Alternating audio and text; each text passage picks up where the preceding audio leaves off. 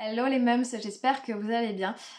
Tout d'abord, je suis ravie de vous retrouver pour une nouvelle vidéo et j'en profite tout d'abord pour vous souhaiter une belle et heureuse année 2025, qu'elle soit remplie de bonheur, de joie, de réussite et surtout de santé. Prenez soin de vous et prenez soin de vos proches.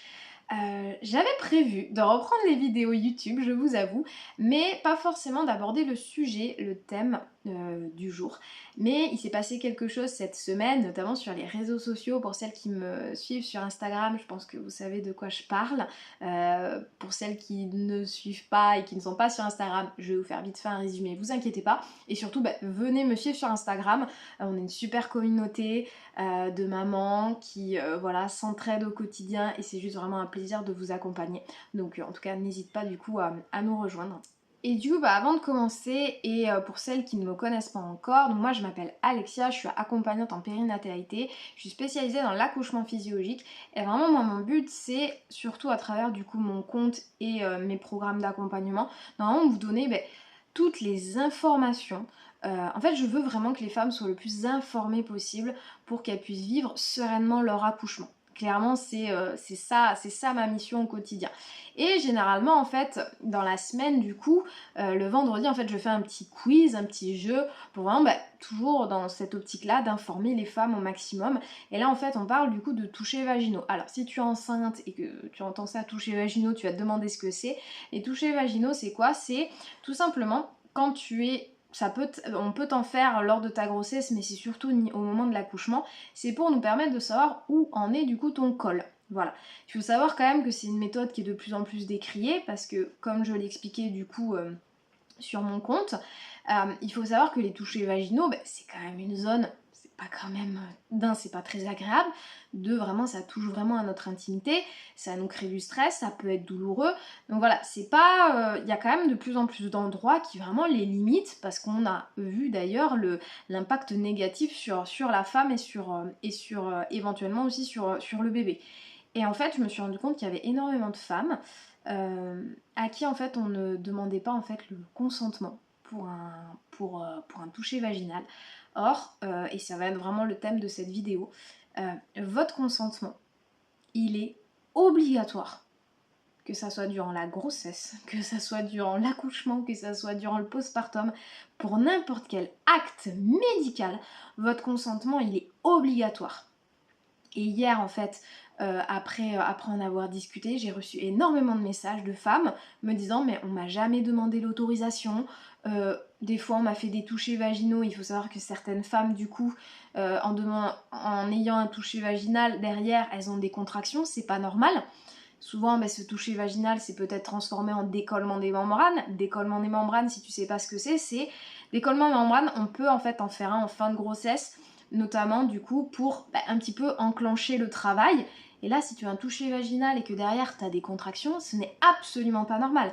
Parce qu'un décollement des membranes, c'est qu'en fait on va vraiment venir du coup pousser la poche des os, décoller la poche des os de la paroi de l'utérus, justement pour lancer le travail. Et ça, c'est une pratique qui malheureusement arrive encore. Bien sûr, il y a des super professionnels qui font très attention.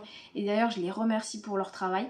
Mais malheureusement, avec le nombre de messages que j'ai reçus hier, je me rends compte que clairement, d'un, on n'informe pas suffisamment les femmes. Parce que certes, on peut me dire oui, mais les femmes sont pas bien informées, elles vont pas chercher l'information. Oui, peut-être, mais en même temps, on leur donne pas non plus toutes les informations. Je trouve qu'on cache beaucoup de choses aux femmes, parce que si toutes les femmes savaient ça, juste que ça, que oui, le consentement est obligatoire, déjà, ça changerait la donne. D'ailleurs aussi, n'hésite pas, en commentaire, ça sera le moment aussi d'en discuter. Si tu as déjà vécu un acte lors de ta grossesse, de ton accouchement qui t'a pas paru normal, ou du coup, tiens, tu te poses la question de savoir si c'est normal, n'hésite pas du coup à partager tes expériences en commentaire. Mais vraiment, c'est juste incroyable qu'en 2025, alors oui, on vient juste de passer 2025, mais d'entendre encore ça. Clairement d'entendre ça, c'est juste incroyable. Et non, en plus, ce qui est hyper important à comprendre, c'est que aucun acte médical n'est obligatoire. Alors là, de suite, je sais, il y en a certaines qui vont me dire oui, mais dans ces cas-là, on dit non à tout, et après on met en jeu la vie de mon bébé, notre santé, etc. Non, c'est pas ça. C'est absolument pas ça. Là, pour moi, c'est vraiment les personnes qui sont extrêmes et qui comprennent pas en fait ce que je veux dire. Tout simplement, il y a un moment donné, en fait, il faut savoir que les touchés vaginaux n'ont rien d'obligatoire. Il y a des pays, à aucun moment, on ne fait de toucher vaginal aux femmes. Voilà, il n'y a aucun. Il y a plein d'alternatives d'ailleurs durant le travail pour connaître ta dilatation. Notamment, je te le donne en mille, si tu accouches sans péridurale, ne t'inquiète pas, tu sauras où tu en es.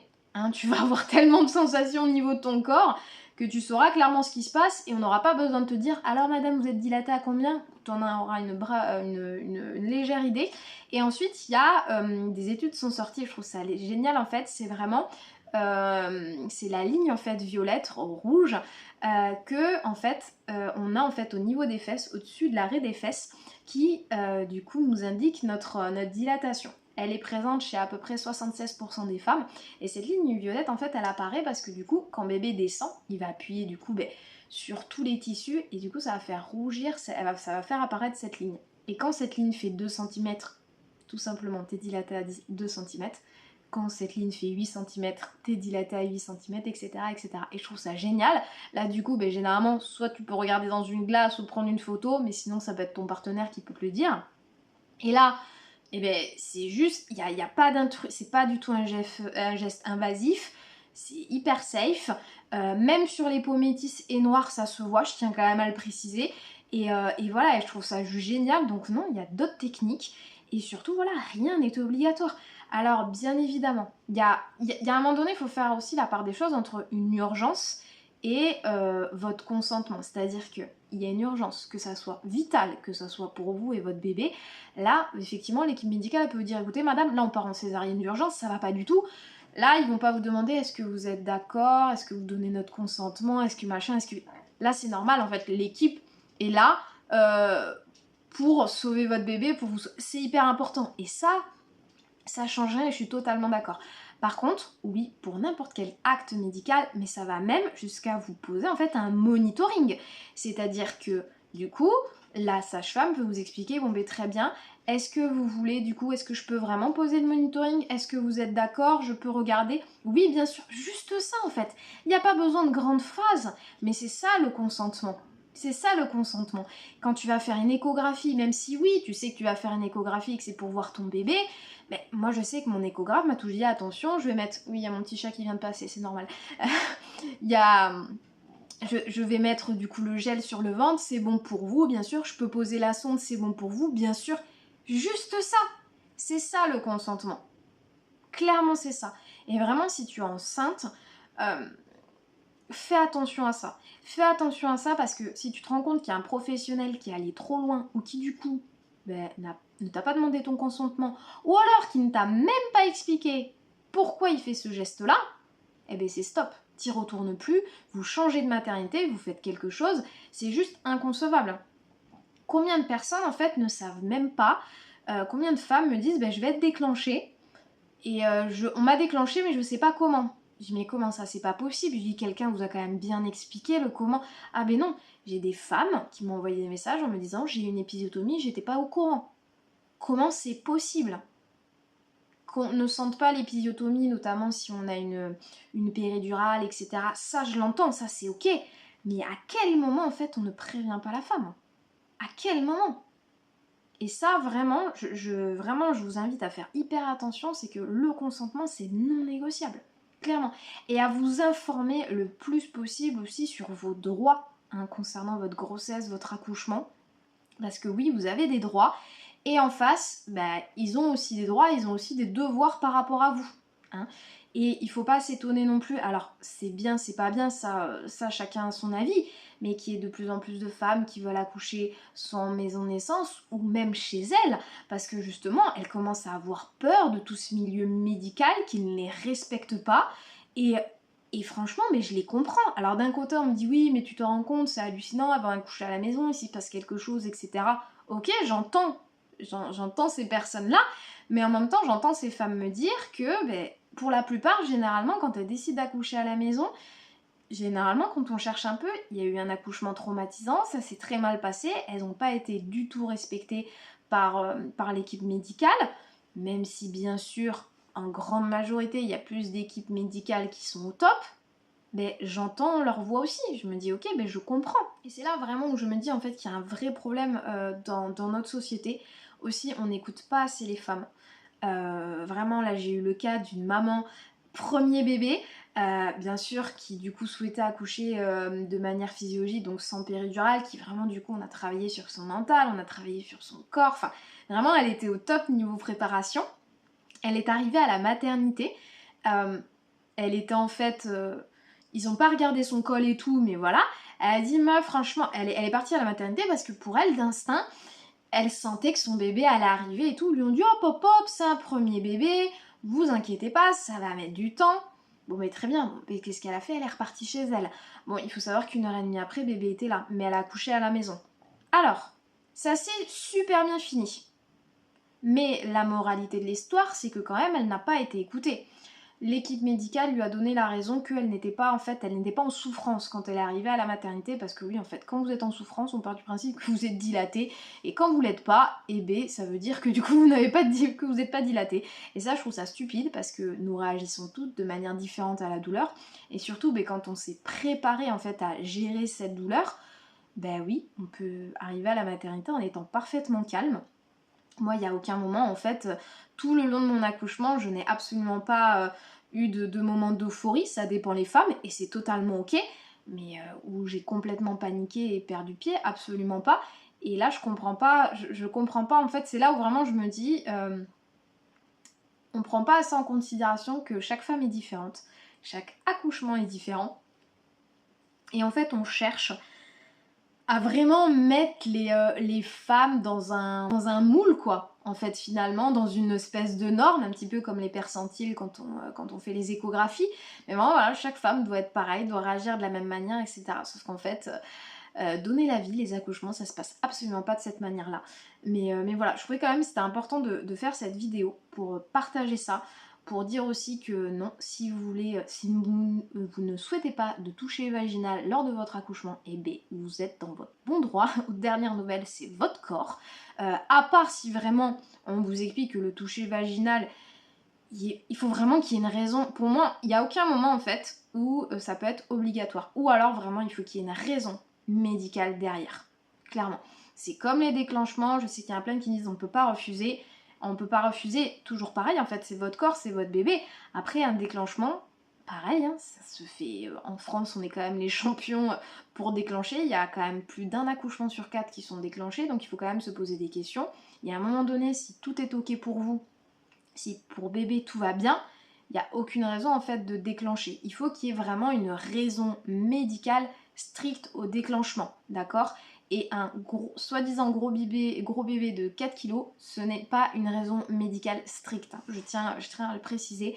Il y a vraiment des raisons pour lesquelles là vraiment on peut pas, on va pas négocier. C'est par exemple vous avez de l'hypertension, la protéine dans les urines, là il y a un risque de prééclampsie, là il y a un risque pour vous et pour votre bébé. Là le déclenchement, on déclenche. Mais là en fait c'est limite une urgence. Pratiquement on vous demandera pas votre consentement, on vous dira là madame il faut vraiment déclencher parce qu'il y a un risque pour vous. Bon mais très bien.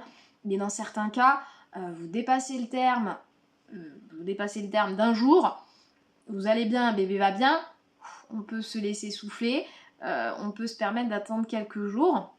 Si vous le souhaitez, là encore, si vous souhaitez être déclenché parce que, je sais pas, vous le sentez pas ou vous voulez être déclenché, bon ben ça ok, vous pouvez aller aussi dans l'autre sens, hein, de dire, écoutez, moi je préfère être déclenché pour X raison ou pas, mais voilà, ça c'est, il faut vraiment en fait que vous vous sentiez écouté. Et là vraiment aussi, je vous invite à aller très tôt à la maternité. Je sais que c'est pas ce qu'on fait, moi je l'ai pas fait pour mes 2 grossesses. Mais vu qu'en fait je savais clairement où j'allais pour vraiment où je savais clairement où j'allais en fait pour mon deuxième accouchement, je me suis pas trop posé la question pour la maternité.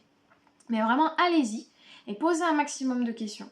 Et si vous vous rendez compte qu'il y a des choses qui sont trop... il y a des protocoles qui ne vous correspondent absolument pas, changez. Je sais, c'est pas du tout pratique. Il y a de moins en moins de il y a de plus en plus de maternités qui ferment en France. Et des fois, vous pouvez vous retrouver un petit peu loin. Je sais, mais vraiment, prenez le temps de choisir le lieu où vous allez accoucher, le lieu où vous allez mettre au monde votre enfant. C'est vraiment hyper important. Parce que si c'est un lieu, un environnement où vous ne vous sentez pas bien, où je sais pas, le feeling ne passe pas avec l'équipe médicale, ne vous entêtez pas à y aller. Changez, vraiment changez. J'ai eu le cas aussi récemment avec une maman que j'ai accompagnée. Elle a changé de maternité 4 semaines avant d'accoucher. Hein, vraiment là, c'était gros challenge. Mais parce qu'en fait, là où elle était, il voulait à tout prix la déclencher parce qu'il lui a annoncé un énorme bébé. Elle s'est dit, bah non, moi je suis pas d'accord. Il n'y a pas de raison médicale, je veux pas être déclenchée. Tout était ok pour la... Tout allait très bien pour la maman, tout allait très bien pour le bébé. Elle a demandé un deuxième avis dans une autre maternité. Le gynécologue lui a dit qu'il ne voyait pas l'intérêt d'être déclenchée. Et bien elle a changé de maternité. Et finalement, tout s'est très bien passé. Donc vous voyez, vraiment, reprenez en fait, vraiment prenez le pouvoir sur votre accouchement. Clairement. Et surtout aussi, vous ne vous sentez pas, comment dire, en infériorité par rapport au personnel médical. Ok, oui, ils ont fait des études. Très bien. Ils ont peut-être accouché 1000 femmes. Et d'ailleurs, je tiens à préciser sur ce thème-là d'accoucher, il n'y a personne qui vous accouche. Vous êtes capable de mettre au monde tout seul votre enfant. Au final, que ce soit sage-femme ou gynécologue, c'est juste de l'observation. Ils sont pas là pour vous dire ce que vous devez faire. On pense trop ça, mais clairement, vous êtes capable de tout. Faites-vous confiance. Et vraiment, suivez votre instinct aussi. Votre instinct, c'est une boussole extraordinaire qui ne se trompe que très rarement, voire jamais. Donc suivez votre instinct. Vous ne le sentez pas, vous sentez pas la personne ou le professionnel, changez. Prenez le temps de changer, prenez le temps d'être accompagné par quelqu'un de bienveillant qui va vous comprendre, qui va comprendre vos projets et surtout qui va pas vous juger, qui va tout faire pour vous accompagner à vivre le plus sereinement votre accouchement. C'est comme, effectivement, moi j'accompagne énormément de femmes qui souhaitent accoucher sans péridurale. Mais j'ai aussi accompagné des mamans qui veulent retarder la pose de la péridurale et au final veulent la prendre. Ben, à aucun moment je vais les juger. Je vais comprendre leur projet, elles vont me dire ok, c'est pour ça que je veux ça. Mais très bien, à moi de tout faire pour les accompagner, pour qu'elles vivent au mieux leur projet de naissance. Vous voyez ce que je veux dire? Je comprends pas en fait ces professionnels qui s'entêtent ou qui finalement ne nous aident pas comme on devrait l'être. Voilà, donc vraiment prenez le temps de choisir la bonne personne, le bon professionnel pour clairement vous permettre de vivre sereinement le plus beau jour de votre vie. En tout cas, j'espère que cette vidéo vous a plu. C'était un petit peu différent. La semaine prochaine, on repartira, on va dire, sur des thèmes un petit peu plus joyeux, si je peux dire. Mais je trouve que c'est quand même une vidéo très importante. Les femmes doivent le savoir. En tout cas, n'hésitez pas aussi à partager cette vidéo autour de vous, à vous abonner aussi à ma chaîne si ce n'est pas encore fait.